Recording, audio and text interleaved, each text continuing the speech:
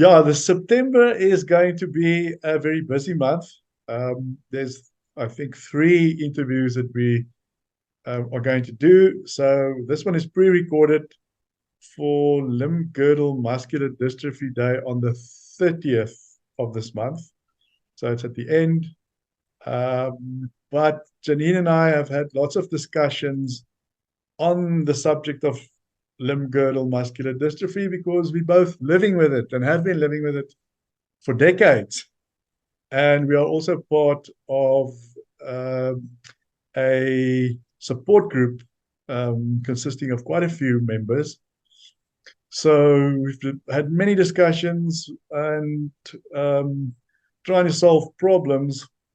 But in these interviews, what we try to do is just to give members a voice and let them tell their story and from their perspectives give a good indication of what they're going through and all the hurdles that they have to cross. Welcome, Janine, and thank you for your time. You're welcome. Thanks. It's lovely being here, Marie-Louise. Thank you. I want to start. I was thinking back in the day in the 90s when I realized something was wrong with me in terms of movement. Um, there wasn't a lot that assisted us. It was a very difficult time for those of us living with these kinds of diseases. What can you remember of those beginning days in terms of symptoms and how you struggled? But also, I know you have a sense of humor. On the other side, all the difficulty and the emotional stress that we had to go through, there were also humorous things. What can you remember? Okay, now first let me say that muscular dystrophy lives with me. I don't live with it. So let's just turn that around. It's dependent on me, not on it. Yes, in the beginning, yeah, like you said, it was a time where very little was known. And we all had our misdiagnosis.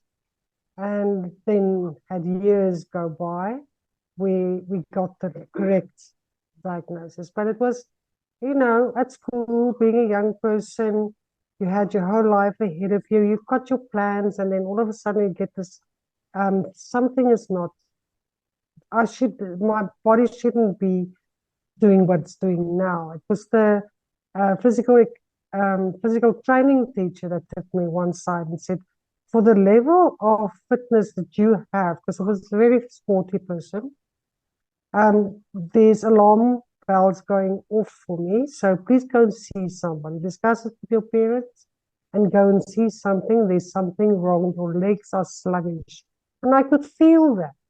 As a middle distance runner, I'll get to a certain um, after a certain mark, and then there will be no energy or power in my legs, and there you fall down. It's just dust going everywhere.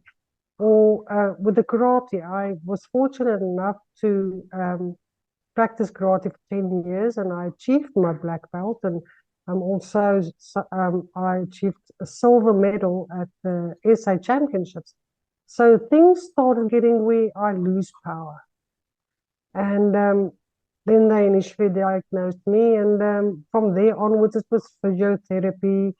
And gradually, it got more difficult to get out of chairs or stairs. A flight of stairs had, you had to put in more. It was more strenuous. And by then, they still didn't have a cure, or it was mainly maintaining what you did have. Yeah, that was the Yeah, initial. Andrew Miller, the spokesperson for the Muscular Dystrophy Foundation, who lives with SMA, the way in which he describes it is that you live with a python around you, and every year Yes, the python, you know, sort of um, puts more pressure on you, puts more pressure on yeah, you every year. restricts you, Yeah, restriction, and I restricts I you. thought that was the best way of describing it, Yes. because I've never been able to Yeah. describe it to people very Yeah. accurately. And yeah, so, and I mean, progression wise, well, but let me first ask you, do you know which type you have of I have limb limb-girdle. No, not exactly, but it's limb-girdle muscular dystrophy 2D. 2D? 2B, 2B, 2B, 2B. 2B. Yes. You know, I've I've we the to be or not to be. I've got 2B as well. We are the Yes, yeah, 2B or not to be's. to Yeah. be, yes. Yeah, Yeah, initially it was Becker. It was diagnosed as Becker. Same specialist that Eric. I'm Isaac. That diagnosed Eric. Um, we followed very much the same pathway. We also landed up with Professor Van der Meijden at the then Pretoria Academic Hospital, currently Steve Biko. So, and then with under the guidance of Professor Van der Meijden, Professor Patrick Stupkin, and Percy Seidner, did intensive research. And at that stage, we were the most researched group in the Southern Hemisphere. And their findings were published in the medical journals. Yes. yeah, and it's interesting to me that, just going back to your first answer, I also had a similar experience with. I remembered it this morning. The gym teacher telling my parents at parents' night, they asked my parents if I'm sickly, if there's something wrong with me, and my parents had no idea, because I was very good at hiding it. And there is a level of denial. And when you are Yes. good at deflecting that denial, you can come up with lots of stories to deflect Yes. that and say, no, I'm just unfit. And in my case, I was a bit of a naughty child and running with the the the the wrong crowd or the right crowd. I'm not sure which one it was. Well, doesn't Um, matter now. we had lots of fun, but you could, you could say, well, Yeah. it's because I'm smoking, or I'm doing this, or I'm just not doing my exercises. And at the end of the day, if I look back now, you know it was Yes. the muscular dystrophy. And the Yes. progression with 2B, from my experience, is so slow. Is that Yes. also your experience, that it's very slow? You almost don't realize the progression until it comes to that milestone and you realize, oh my God, Yes. I can't do that. Is that also Yes. your experience? Yes. Yes. Yes. Very much so. And all as it will so ever slightly regress and regress and regress, but it's like a cumulative. And then you reach a point, and there is a sudden change. And then it progressively weakens and weakens, and then there's a milestone point, like you said. So I went through high school, oh goodness, landed in schools that had, it was just staircases and staircases, schools with multi levels. So, it's just circumstance. So you eventually you'll have to wait for the whole school to pass you, and then you can attempt this flight of stairs one at a time. And the teachers would know, okay, I will be 5 minutes late, and then your classmates will take your bookcase to the next class. You don't worry about that. Then I went to varsity, and I had to choose a varsity that was flat. I wanted to go to Rand University, but I went to Potchefstroom because it was flat. And the dorm that I lived in was next to the economics faculty, so it was out the door into the faculty. Um, that was about until I was 21. I could still walk, but I walk with a crutch or with the assistance of somebody. I'll hold onto somebody's arm. I got married at the age of 21, and our first child was born when I was 24. And I had, my strength was better, mm, not as bad during my pregnancies. My second child I had at 27. But then again, walking became more difficult. But if I touched the wall, I could keep my balance. My arms weren't affected then. I cooked myself. I cleaned the house on my own up to a point where I needed, as soon as the children were born, I had to take care of, I'd rather spend taking care of children than the house. So we got somebody to help me in the house. But it was about after my 30s that I realized, okay, now the one arm had to support the other arm. And it was getting, it was not a good idea to keep on walking with assistance. It was take the responsibility, make the decision, and start using a wheelchair. But like you, I started with a manual wheelchair to keep whatever I can strong for as long as I can. And then, about later in my 30s, I started using an electric wheelchair. And now it's to the point where, 15 years down the line, I used my arms and my hands as much as I could, did knitting and crocheting to keep my fingers, subtle and typing. I've only recently started using voice notes because I insisted. I said, finger for finger, I will type as long as it's possible. Because the moment you stop, then you won't be able to regain it. So use it or lose it. Exactly. Yeah. No, that's that. I always say use it or lose it. I still live on my own, and I have to transfer every day, and all my decisions I make is based on, I'd rather get an adjustable bed so that I can transfer myself as long as possible. But I wanted to ask you, how difficult was it for you? I remember it was very difficult for me to make that decision to use a wheelchair because you are so conditioned to feel sorry for people who are in wheelchairs, even when you walk with a crutch. I remember I was at that stage in 2004 where I was walking with maybe one crutch. Now and then I used a scooter. And when I was in the mall, someone in a wheelchair came past and pushed themselves. And I thought, shame, this guy in the wheelchair. Just it was interesting that there was still that kind of prejudice from myself. I am Oh, disabled. I'm I'm already disabled, and I still feel prejudice towards this person in the manual chair. So that was a year before I started the manual chair. So, yeah. that just says something about how society conditions to think about persons in wheelchairs, even when you are already on the path to disability. How difficult was it for you? The initial thing when I was first diagnosed and being this super sports person and being a teenager, that was my Rubicon moment, where I knew life for me is forever going to change. So the wheelchair I knew was coming. I didn't mind that. And I didn't mind disability. No, it was part of life.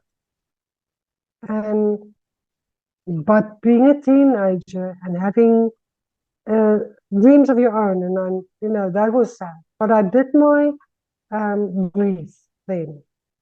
I grieved then, but there was another event in my life that overshadowed this at that point, and so there was no paying too much attention. My attention, my focus had to be somewhere else. So that helped me actually just put it behind you and go. And I never read every um, article or information document regarding muscular dystrophy. I only read up to where it pertains at that moment. I never read ahead. I don't need to know. I'm young now. Whatever is coming, I will deal with it then. But I'm not going to steal what I have now um, prior to it being necessary. Yeah. So, no, I didn't experience, I never, my world is my world, and other people's worlds are theirs. they see me for who I am, and I see them for who they are. If they want to see the crutch or they want to see the wheelchair, there's nothing I can do to change that. Understand? So, no, I didn't have. I don't. If people are prejudiced towards persons with disabilities, I don't take it upon me. It's their, no, it's something. It's their problem. It's a your problem. It's not a me problem, Yeah, if I no, may put it that way. yeah, no, I understand that very well. But Um, like you, I park where I want to park. You understand? I'm not going to It's be bothered by parking on disabled parkings anymore. I park far away and I use cones, and you know yes, what? I know. But you know the funny thing about that is, since I've been doing that, I have not had one incident of threats being either from myself or from someone else. People just leave you alone. But it's something about the disability parking where normal, ordinary persons without a disability want that parking. So I just Yes, said, you have it.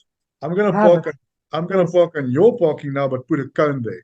And yeah. I've never had any issues. People just ignore that parking space. It's almost like they think that the tar is, there's a problem with the tar or something. I don't know, or whatever. But I'm having a great experience and I'm no stress at all. So yeah, No, I'm actually, people like taking me for shopping because they can hang their bags on me. oh yeah. They have a super time with me. Janine, I wanted to ask you about employment and finding employment and was it difficult for you to get into the market? And at what time? Because it was very difficult for me.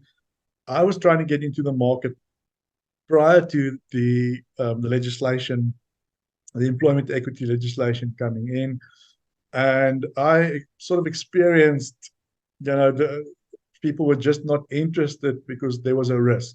You were a risk to their business.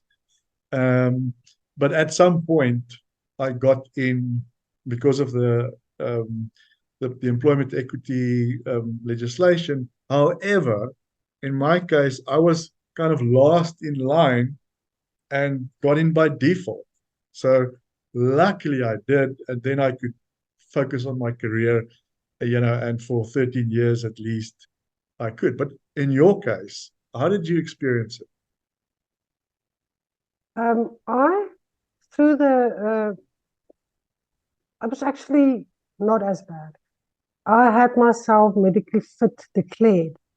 So I went, I booked myself into, again, Pretoria Academic Hospital, and they had on the opposite side of the road, there was a facility where they evaluated you and then declared you medically fit for work. I did that voluntarily. And funny enough, the day that we had to go to the Department of Labor to get our stamps, the Department of Labor wasn't disability accessible. So in any case, I had a story to give, but I got that.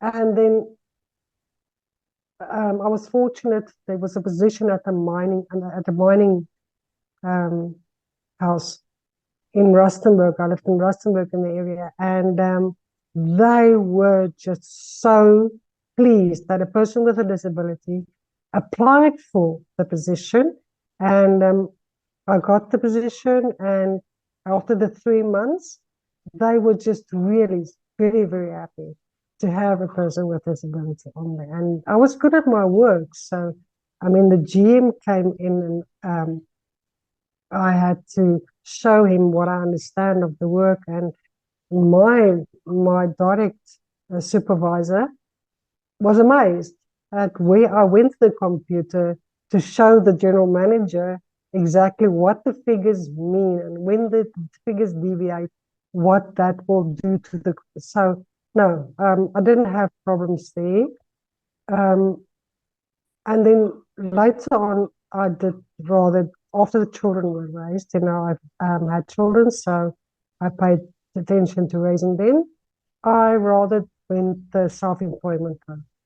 Understand? So yeah, I did register with the mines as a supplier, and they were very, very interested to have me as a supplier, and they flagged me as well. So whenever, yeah, now I did the due diligence uh, in that sense, but now I do social media marketing and I'm self-employed. Yeah, that's a very different way of approaching it.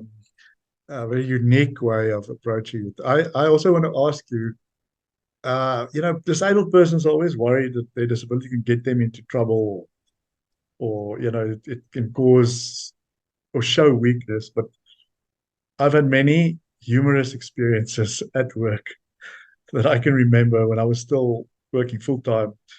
Like once, for instance, I reversed with my manual chair into the lift and I didn't look where I was going and I got stuck and I landed on my back. Good. I mean, it Okay. could be serious. It could have been serious, but luckily I just fell backward and lied on my back and I couldn't get up. And Yes. there was a meeting there, and I worked for a financial regulator. So at that day, the Minister of Finance was there, and I Oh, was Cliff Manuel. Then. no, I think it was Nene or Pravin Gordon. Oh, okay. Can't remember if it was Gordon or Nene. But as it Okay. opened, I heard lots of people out in the corridor, and I thought, oh my goodness, if it's him that's going to see me lying on my back. Oh, Luckily, it wasn't, and they were far away. And the security guards saw me, and they quickly got me up, and I got out, and that was the first time. The second time was also in a meeting where I fell backwards, and then people in the meeting were so freaked out, like this guy in a wheelchair just fell backwards. It's because our core isn't so strong, and you have to have yes. good Yeah. balance. Is there any stories that Yes. you can remember from your employment? Yes. Not in so much in the employment sector because then I could still walk. Yeah. But lift-wise, using a lift, my friend and I went for shopping, and we did the shopping. And now she had the trolley, and she moved out the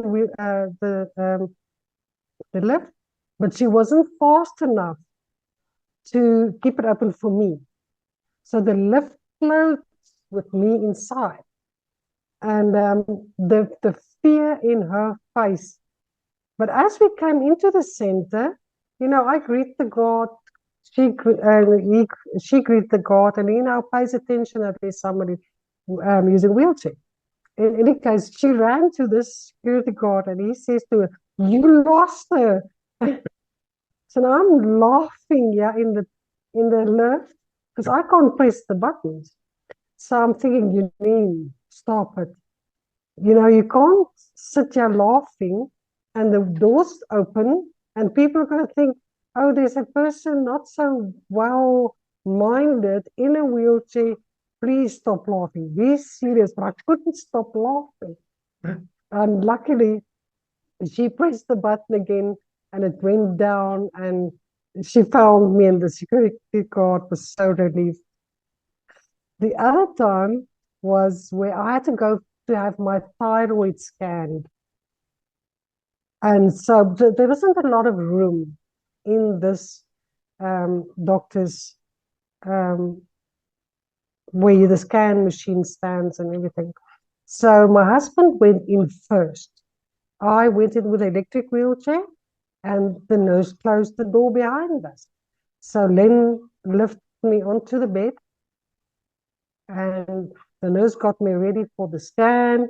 And while we wait for the doctor, my husband sits down in my wheelchair.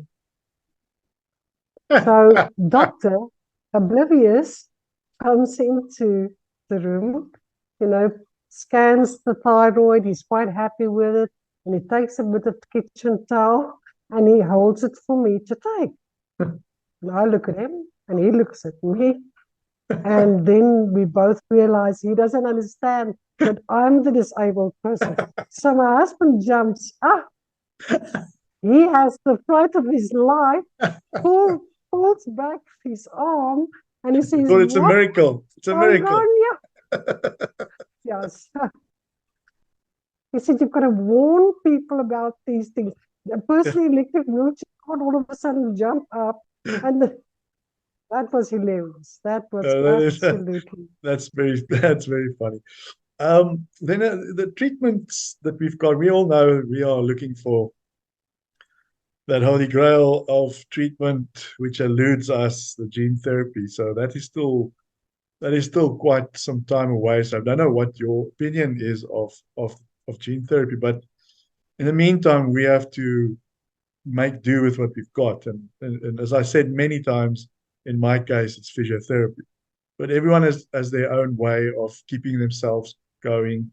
What is your what is your secret of keeping going and just not stopping? I'm scared I'm going to miss something. To be honest, I'm scared I'm going to miss something. I'm scared to throw in the towel too early. You know, I will never forgive myself if just a week later, or just I don't want to give up. I Yeah, don't want to give up. I'm scared I'm going to miss something. So I eat right, or I try to at least. I yeah, keep. I think if I can have my mindset positive, my body knows that because I'm beyond the point to at this stage I can only use my one hand. There's nothing, I'm a quadriplegic person due to a muscle weakness. I can feel, I'm not paralyzed. That's the other thing. You know, people think you can't feel. yeah, Uh, yeah, I do. I've got touch sensory everywhere, but I'm immobile. I'm not paralyzed. There's a difference. So if a mosquito bites me, I feel it.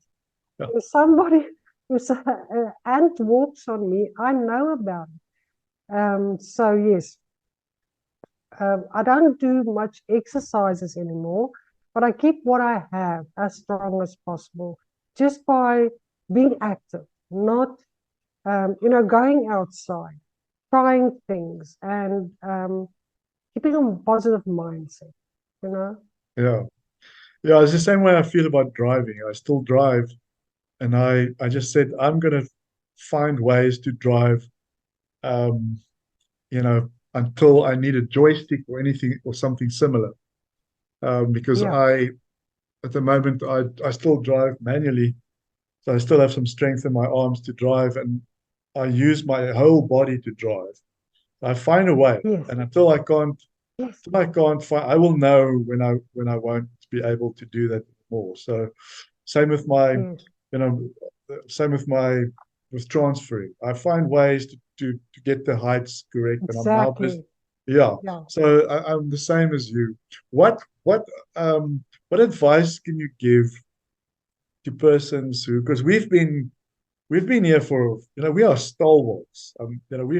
We've been doing this for a very long time. I've been in this position, having or knowing that you've got LGMD for longer than I didn't. So I'm assuming Yes. that you're Yes. Yes. also in Yes. that camp. Absolutely. Yes. Advice can you give to members who don't want, they don't want to face it? Because I think that was my problem as well. I was trying to deflect and trying to find ways to get around it, but you have to face it. And you have to say, look, this is, as you said, you have to accept it, and you have to say, look, this is going to be my life. What Yes. advice do you have? I mean, I've given my advice at last year's interview. What advice do you have? It's a process and it differs from person to person. It took me a while, Marinus. It was about 10 years for me to really say, listen, I'm not going to get into a fight with muscular dystrophy every day. Muscular dystrophy and I in a boxing ring, I have to be in that boxing ring for there to be a fight. So let it sit there in the corner. I'm getting out. I'm not climbing into the boxing ring anymore. There seems to be better stuff going around that I can do than focusing all my energy on defeating muscular dystrophy. I'm sorry, I'm getting out. So yes, it differs from person to person, but go through the stages. You have to go through them to learn from them and to be stronger at the other end. And if it takes a bit longer, but please go and see somebody, talk to somebody, be part of a group. Don't do this alone. If you want to, by all means, but it's not necessary. There are people that are equipped and has experience, and you don't have to go through it alone. I have a wonderful husband, wonderful children, wonderful friends that has just not allowed me to sit in the corner. They just didn't allow me. You are going to go with us. We'll find a way. We'll find a way. We'll make a plan, but you're coming with. We're going to do this. My friend, one very, very dear friend of mine, she'll just stop at the house and says, Janeen, come on. I want to take you somewhere. Okay, where are we going? Doesn't matter. I'll show you. Go there. Okay, now we're going to do ribbon embroidery. Oh my goodness. All right. Now we're going to do 3 days because she didn't want to go alone. So who can I take with? I'll take Janine. I said, okay, I'm there. I'm doing ribbon embroidery for the next 3 days, or it'll be fabric painting. And she'll say, okay, it's time again. I don't want to go alone. You're going with. She picks me up. She puts me in another friend of mine says, Janine, I'm going to start a business. You have to go with me to Johannesburg. We're going to go see suppliers. All right. What business is this? We're going to do t-shirt printing. Okay, fine. So we have to go look at equipment. So now you will see us going to a place and they say, what do you want? And we said, we buyers, we want to come and look at you. And they look at me and they look at my friend and they just don't ask. Just give, so my friends didn't allow. I had a good friend structure, super family, understand? And go through it. Do the exercises like you do. Do the physio. And then please also pay attention to your fine motor skills. They are very important. Type. Learn how to type and keep the type. Do the embroidery or something that has fine motor skills. Do that and stick to it because you will need it. My friends are always moaning. I'm just sorry to interrupt you that I don't have a dishwasher. That I don't have a dishwasher. I do the dishes because I keep my motor. You can. Yeah. So you're very right. Sorry. Yes, yeah. They don't. It's not their fault. Let's be honest. People are just people, and people will misunderstand us because, firstly, body language is our first language that people understand and gauge each other with. Verbal language comes second. So they are just people. They will stay. They will make not a good remark, or they will ask something that is not appropriate. People are just people, and we have to be compassionate. If we want compassion from them, then we must be compassionate towards them as well. And they don't mean to be offensive.